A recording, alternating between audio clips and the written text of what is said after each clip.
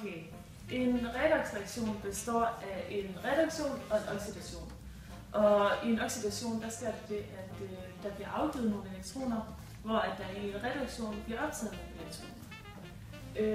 Vi har her en reaktion mellem magnesium og dioxygen, hvor vi kan se, at ved oxidationen, der bliver der afgivet elektroner, og i reduktionen, der optager vi elektroner. Og så bliver redoxreaktionen sådan her.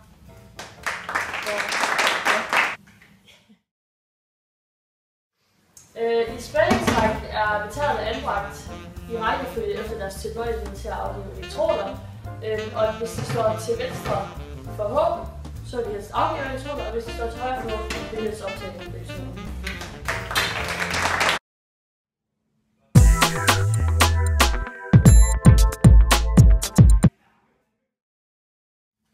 For at afstemme reaktionsskema for redoxreaktioner er der 8 punkter, man statisk går igennem. Vi har startet med punkt 1 her, hvor vi opskriver grundelementerne for reaktionsskema. Så skal vi finde oxidationstallene for atomerne.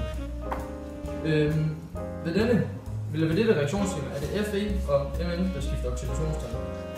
Oxidationstallene findes.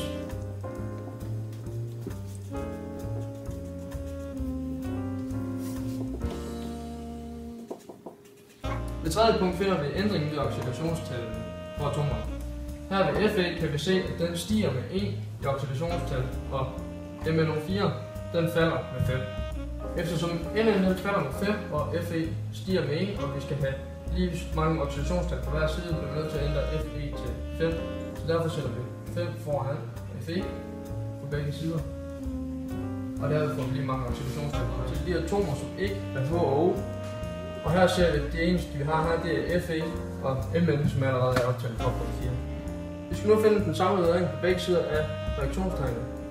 Vi har 5 gange Fe2+, som så bliver 10 minus 1, og derfor bliver ladningen 9 på den her side. Eller plus 9. Herover har vi 5 gange 3 plus og 2 plus. Derfor bliver det en plus 17 ladning. Der er nu 8H på venstre side og 1 på højre. Derfor tilføjer vi 4H2O, og derved får vi også 4O på hver side af reaktionspilen. Og derved er vores reaktionsskema afsluttet.